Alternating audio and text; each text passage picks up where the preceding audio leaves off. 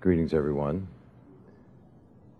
and thank you for inviting me to your lovely, lovely island. It's been almost 30 years since I and my very young sons came here and just had a wonderful time. And last night at the get-together was certainly no exception.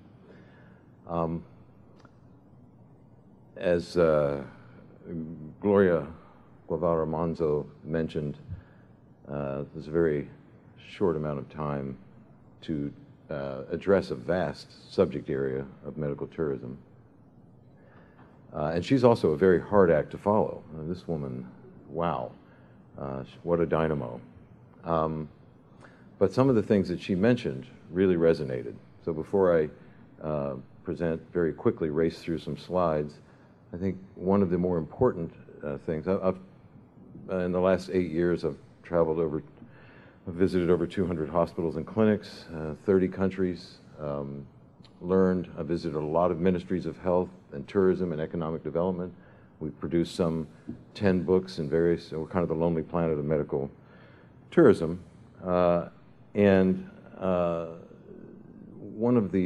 been approached by a lot of countries, a lot of different countries wanting to be included as a medical travel destination, wanting attention and wanting a big piece of a fast-growing medical tourism pie. And one of the things that it took us a long time to discover was fairly obvious, and that is that you really can't become a medical tourism destination until you get your own house in order as a country.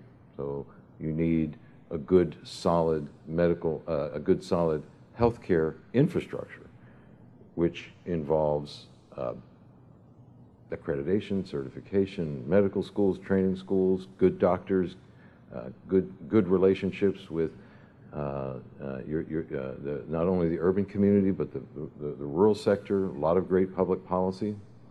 And that has to happen first. And so some of the challenges that Gloria went over and that was discussed in the last session yesterday around the Caribbean, as I began to move through some of these slides and we think about medical tourism in this region, are very real.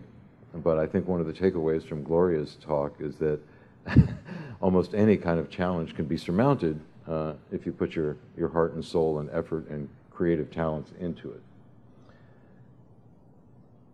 So one of the things that is so important is to expand, before you can really think about medical tourism, it's very important to be thinking in terms of establishing or expanding your healthcare infrastructure. So the infrastructure that serves your own people on your own island or in your own territory has to be addressed first before you can jump ahead and think about attracting others to your country. And we can talk a little bit more about that and how some of that is really very positive news going forward. Again, part of that is increased emphasis on accreditation and certification. The proof is in the pudding. The more providers, the more healthcare facilities there are, the more diverse they are, the greater your healthcare infrastructure and the greater your chances are to attract a medical tourist. I think there's an opportunity because we have an aging, affluent populations nearby in the U.S. and Canada, and to a lesser extent in the U.K. And northern South America, provide some really great opportunities, and a rising patient acceptance of international healthcare, whether it's in the Caribbean or Mexico or Thailand or India. There's more of an acceptance of medical tourism and the idea of crossing borders for care for a number of reasons. I want to emphasize again that patient safety is absolutely key. A traveler is not going to head to a place where they feel that they're not safe. And they want quality, and they want evidence of quality. So accreditation and board certification are key. Put a couple of logos on there. The Joint Commission International was founded as an adjunct to the Joint Commission. They're the largest accreditation agency in the world. I think one of the big advantages, particularly with the U.S. Virgin Islands, is that you are a U.S. territory and can take advantage of a lot of that accreditation and a lot of that board certification But accreditation and certification is essential. I wanted to talk just a little bit about some of the leading destinations and specialties that we've come across in the Caribbean, and where these are individual examples.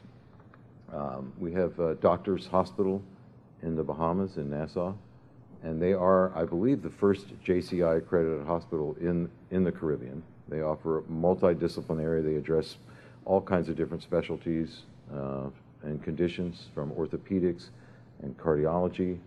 I've toured their hospital twice. They've got a new Bahamas Medical Center that they've just erected, which is more toward wellness and preventive care, a lot of preventive screenings. So that's certainly one facility to look toward as a beacon of what can be accomplished in the Caribbean. Another one, how many of you folks know of the Cayman Health City? So a number. I've been following that for 5 years, ever since I met Devi Shetty, Dr. Devi Shetty in Delhi, and he had this dream, and it was founded upon why force a very large market in North America to get on a plane for 22 hours and head to a culturally questionable place like India that would be outside a lot of people's comfort zone. Why not bring it here? Why not bring it closer to home, especially since he recognized that most medical tourism is regional and short haul, and that's another thing to be very aware of. I sort of half believed him when he had that dream, and now it's open, and they're receiving patients, and I believe the pricing is around 50%. They just had their big grand opening about 3 months ago, if I'm not mistaken, and it looks like you can get a heart procedure for something on the order of 50% of what costs in the United States. They're going to expand. His dream is to have a 2,000-bed hospital on Grand Cayman in the next 5 years. I'm not going to doubt him since he's already built this, but that took a lot of investment. It took a lot of public-private venture. It took a lot of public policy negotiation, and if Dr. Devi Shetty can do it, then I got to think that the folks in the region can get together and put creative programs like that together. One of my favorite examples is the Barbados Fertility Center in Georgetown. I'm sorry? I'm sorry. My apologies. At least people are awake. That's good. That's good. Good to hear. What I love about them is that they are an example of how a region can tell its own story in a way that is in its own context. And the reason I mention that is Barbados Fertility Center has success rates for making babies that's 10 to 12% higher than the success rates that are found in the United States and the UK, and they've done formal clinical trials on this. And the reason is because the area is so chill. And so the message is, come to Barbados, come to the Caribbean, chill, have a baby, you know? And all of the implications around that, all right? And that's a beautiful thing. And so, you know, one of the things that's very important is to play to your strengths. Don't try to be something that you're not. Unless you got a whole lot of money and a lot of clout and a lot of time, especially in healthcare, because it moves so slowly and it's so regulated. Another interesting one is, and also fits the context, is I'm sure everyone is familiar with Eric Clapton's Crossroads Clinic in Antigua. And it's not just a destination for rock stars and luxury travelers and celebrities with substance abuse problems. I think some 70% of their clientele, last time I checked, is from the region. And that's an example of one hand washing the other. The profits from some of these high-ticket cross-border patients go to help elevate and help to encourage social change in a certain region. So those are just a few examples, and there are too few. I just heard last night that there's a new dialysis clinic that opened here. Is that correct? Yes? Great. I want to know more about that. But those are the kinds of things that that I think those are the kinds of directions that I think can be taken or that can be considered. I think the idea, like Devi Shetty, that's very ambitious to build a 200 or a 2,000 bed hospital, but I think you got to start small. You got to take baby steps. You got to crawl before you can walk. I think specialty clinics and other types of approaches can get the Caribbean started on a trajectory of a successful medical travel program. Just wanted to go over very quickly some of the competition, because there is a lot of competition in the area. Mexico does a great job with dentistry and cosmetic surgery. Some 80% of their inbound traffic is from the U.S. for cosmetic and dentistry, but they also have some very fine hospitals that do orthopedics, bariatrics, San Jose Tech, Angeles, and others. And Cosmed is a great example of an excellent cosmetic surgery clinic in Tijuana that combines the tourism, the leisure travel, with the medical. You can't do that with everything. You can't do that with a heart surgery. You can't do that with orthopedics. But you can do it with light cosmetic surgery. You can do it with light dentistry. You can do it with health screenings. And those are the kinds of people that you want, because you've already got a tourism base here. We'll talk about that in just a second. Costa Rica, the same. Dentistry and cosmetic surgery are their big tickets, but they are beginning to build JCI, fully accredited hospitals with great doctors. Many of them are retired surgeons or people that are just tired of the U.S. medical system, and they're traveling to Costa Rica, becoming expatriates. It's another marketing challenge and another marketing opportunity to get doctors, great doctors in the Caribbean who want to live here. Turn them into expats and get them treating patients here for less. Colombia, they're competitive in two ways. I visited Medellin recently. They've just emerged from 50 years of awful political strife, and they're on a tear. And they happen to have built very, very good medical facilities, because this was a war of affluence, and so a lot of rich people got bombed and kidnapped and burned, and they demanded really, really good hospitals. And so one of the weird after effects is the fact that they've got very, very good health care in Colombia. When I visited these Colombian hospitals like Cardio Infantil, which is a cardiovascular specialty hospital, Fundación San Vicente, most of the overwhelming majority of their medical travelers, their inbound medical travelers, were from the Caribbean. So revenue is being taken from the Caribbean and enriching Colombia. That's a good thing. They're getting good health care, but it again sends the message that the basic health care infrastructure is something that needs to be questioned and improved. I just saw the headlines today that one of your top hospitals lost its accreditation, and that's in St. Croix, and that's unfortunate, and it made big news, and it's a kind of thing that people need to look at. Why?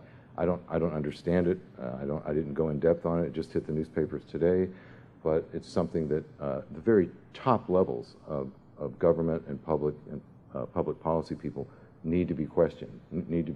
Why did that hospital lose its accreditation, and what does that mean to your own people, never mind the incoming patient? So some of the challenges